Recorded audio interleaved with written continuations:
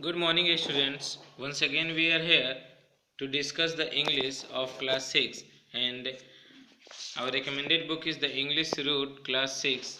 And here we are discussing the last chapter of October month's portion, that is lesson number 17, Sympathy. It is a poem student, ये एक poem है और sympathy का मतलब होता है किसी के प्रति जो हम लोग भावना दिखाते हैं उसको आराम पहुंचाने का, आदर करने का, श्रद्धा के साथ। इसको सिंपैथी कह सकते हैं हम लोग। दयालुपन जो हमारे मन के अंदर है, करुणा भाव, यही चीज़ है। The main thought of the poem is sympathy. Sympathy एक इम्पोर्टेंट थॉट है पोएम का। ये सोने से भी काफ़ी मूल्यवान है।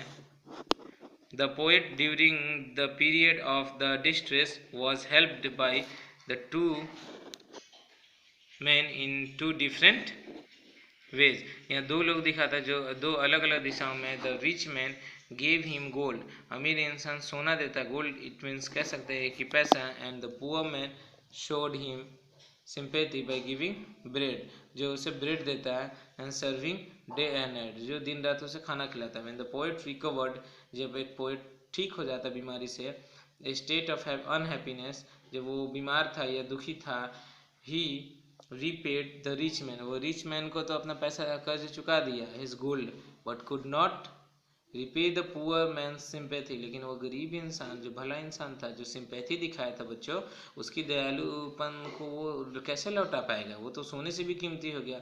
उसकी सेवा सत्कार को कैसे लौटा पाएगा? जो बीमार था, दिन रात उसे ब्रेड खिलाता था या उसका सेवा करता था। ये काफ़ी मुश्किल है सिंपैथी को लौटाना। इट इज़ इम्पॉसिबल के बराबर। It is not a material thing, ये मटेरियल थिंग तो है नहीं कि आप उसको झटके में लौटा दोगे। It is heavenly, the divine thing can not be paid back. ये एक ऐसा हेवनली डिवाइन थिंग है जिसको आप पे बैक नहीं कर सकते हो। आई ले इन सॉरो, मैं तकलीफ में पड़ा था। डीप डिस्ट्रेस, काफ़ी चिंतापूर्वक। My grief a proud man heard, एक गर्व वाला इंसान उसको सुना, मेरी तकलीफ़ को, ग्रीफ को, जब मैं कराह रहा था दर्द से। हिज लुक्स वेयर कोल्ड, उसकी नज़र मेरे ऊपर बहुत ठंडी थी। ही गेव मी गोल्ड, वो मुझे सोना देता है, but not a kindly word, लेकिन मुझे कुछ दयालु के भाव, कुछ प्रेम पूर्वक शब्द भी नहीं करता। मेरे मदद के लिए उसने कुछ पैसे मुझे दे दिए, सोना दे दिया। माई सॉरो पास्ट, मेरा दुख बीतता गया। आई पेड हिम बैक, मैंने उसे कुछ पैसे दे दिए। The gold he gave to me, जो उसने गोल्ड मुझे दे दिया, मैंने उसे दे दिए, वापस कर दिए। Then stood erect and spoke my thanks, और मैं खड़ा हुआ और धन्यवाद बोला। एंड ब्लेस्ड हिज चैरिटी, और उसके चैरिटी को मैं ब्लेसिंग करके चला गया। I lay in want and grief and pain, मैं फिर पड़ा रहा कभी किसी इंसिडेंट से, और ग्रीफ, दर्द, कराह में, अपने परेशानी में पड़ा रहा जहाँ मुझे कोई मदद करने वाला नहीं था। अ पुअर मैन पास्ट माई वे, गरीब इंसान मेरे रास्ते से पास होता है। वह देखता है एक नज़र। ही बाउंड माई हेड, उसने मेरे सर को पकड़े सहलाता। ही गेव मी ब्रेड, मुझे ब्रेड देता खाने को। He watched me night and day, वो मुझे अपने घर ले जाके दिन रात सेवा करता है, मेरा दिन रात देखता है। How shall I pay him back, अगर मैं उसे वापस कैसे उसका हिसाब चुकता कर सकता हूँ? उसके एहसानों के बदले में उसे क्या कर सकता हूँ? क्योंकि उसने तो मुझे अपना प्यार पूर्वक आश्रय दिया, मुझे खाना खिलाया, मेरा सेवा किया।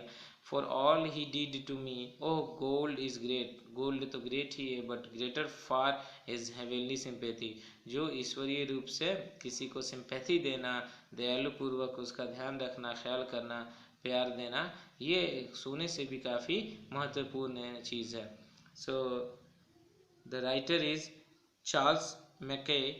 सो this is the end of this sympathy poem student. आपने देखा कि किस तरह से एक इंसान का छोटा सा हेल्प किया हुआ गोल्ड से भी ऊपर हो जाता है, सोने से भी ऊपर हो जाता है। तो हमें ये सिंपैथी शब्द को नहीं भूलना चाहिए स्टूडेंट। और आप ये कंप्लीट कर सकते हो होल एक्सरसाइज के क्वेश्चन आंसर्स को अपने स्कूल कॉपी में, स्कूल वेबसाइट से।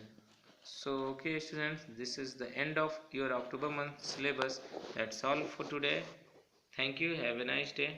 We'll meet in the next video. Okay, thank you.